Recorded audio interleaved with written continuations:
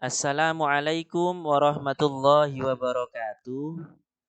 Anak-anakku sekalian, bagaimana kabar kalian hari ini? Mudah-mudahan kalian tetap dalam keadaan sehat serta bisa mengikuti aktivitas dan pembelajaran dengan baik sehingga apa yang disampaikan oleh Bapak Ibu guru bisa kalian maksimalkan dengan baik. Materi yang akan Pak Hari sampaikan pada pertemuan kali ini adalah tentang sholat Idain yang masuk pelajaran keempat. Anak-anakku sekalian, sholat Idain ini termasuk dari bahasa Arab anak-anak, yaitu 2 hari raya. Akan tetapi yang dimaksud sholat Idain di sini, sholat Id di sini adalah sholat sunnah 2 rakaat yang dilaksanakan 1 tahun sekali pada 2 hari raya.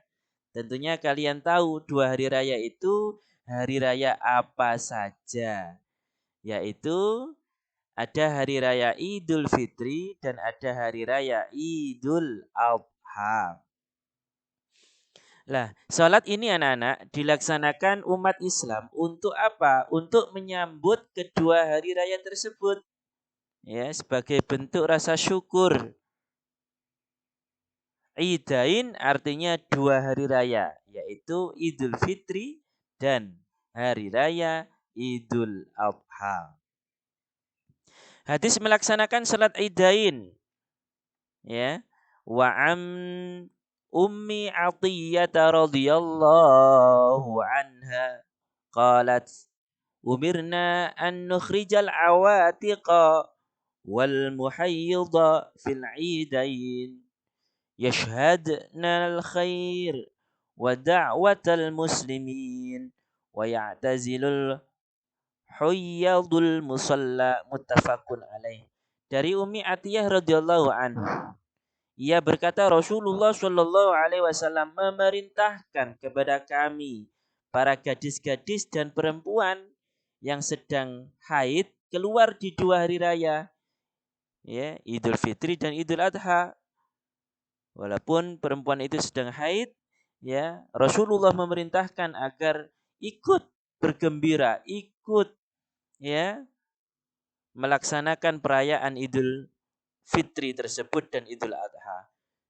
Supaya apa? Turut menyaksikan kebaikan, kegembiraan dan ajakan kepada kaum muslimin mendengarkan khutbah, ya, dari rumah, dan perempuan yang sedang haid mengikutinya, ya, berada di belakang orang yang sedang sholat di belakangnya. Muttafaqun alaih. Anak-anakku sekalian, sholat Idul Fitri. Idul Fitri berasal dari bahasa Arab, yaitu kata Id dan Fitri. Nah, kata Id di sini anak-anak berarti kembali, ya, dan kata Fitri berarti suci atau bersih. Salat Idul Fitri sendiri adalah salat sunnah 2 rakaat yang dilaksanakan oleh seluruh umat Islam setiap tanggal 1 Syawal. Waktunya kapan, Pak? Waktunya dimulai dari terbitnya matahari sampai dengan tergelincirnya pada siang hari. Anak-anakku sekalian, sholat Idul Fitri dilaksanakan setelah kaum muslimin melaksanakan puasa Ramadan selama sebulan penuh. Ya. Makanya sebelum Idul Fitri dilaksanakan, kewajiban bagi umat Islam untuk melaksanakan puasa Ramadan dulu. Hari Raya Idul Fitri ini merupakan hari raya yang istimewa. Kenapa dinamakan istimewa? Karena sebagai hari kemenangan umat Islam setelah puasa Ramadan yang diakhiri dengan pembagian zakat fitrah. Salat Idul Fitri kebanyakan dilakukan umat Islam di tanah lapang, anak-anak. Tetapi karena kadang-kadang hujan, maka dilaksanakan di masjid. Bagaimana Pak cara mengerjakan sholat Idul Fitri? Caranya mudah. Caranya seperti kalian mengerjakan sholat lainnya. Namun ada perbedaan. Pada rokaat yang pertama, sholat Idul Fitri, setelah membaca doa iftitah, Allahu Akbar kabira walhamdulillahi katsira wa subhanallahi bukratan wa asila sampai akhir, maka diiringi takbir 7 kali. Allahu Akbar. Ya. Di sela-sela takbir nanti ada bacaan tasbih subhanallah alhamdulillah wala ilaha illallah sampai 7 kali. Pada rakaat kedua salat Idul Fitri, setelah berdiri dari rakaat yang pertama, bertakbir 5 kali. Allahu Akbar, Allahu Akbar. Sebelum Fatihah dibaca. Jadi diingat ya anak-anak, takbir pertama, rakaat pertama berapa? 7 kali. Rakaat yang kedua, 5 kali. Ya, itu. Selanjutnya anak-anak, hukum sholat Idul Fitri. Apa Pak hukumnya? Hukumnya adalah sunnah muakkad. Sunnah muakkad di sini maksudnya adalah sunnah yang sangat dianjurkan oleh Rasulullah Shallallahu Alaihi Wasallam. Anak-anakku sekalian, banyak sekali amalan-amalan sunnah yang patut kita laksanakan ketika hari raya Idul Fitri. Antara lain memperbanyak membaca takbir Allahu Akbar, Allahu Akbar, Allahu Akbar.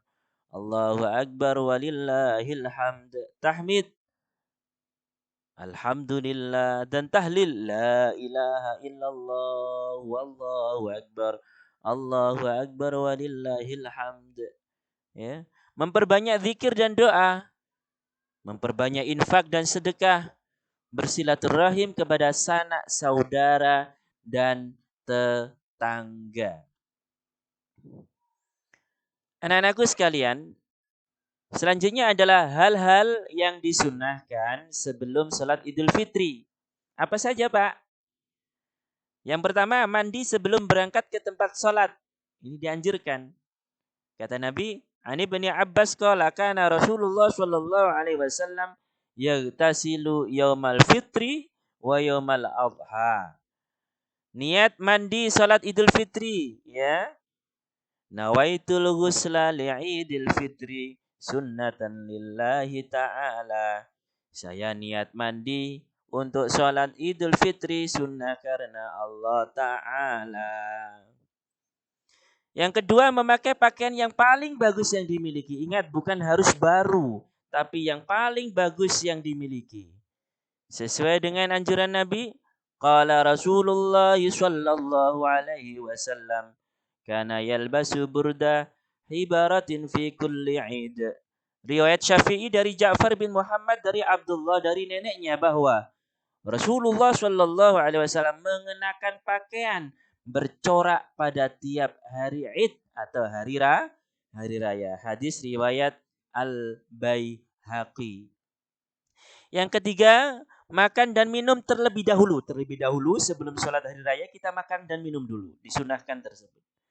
An Anas qala kana Rasulullah sallallahu alaihi wasallam la yaghdu yaumal fitri hatta ya'kula tamarat.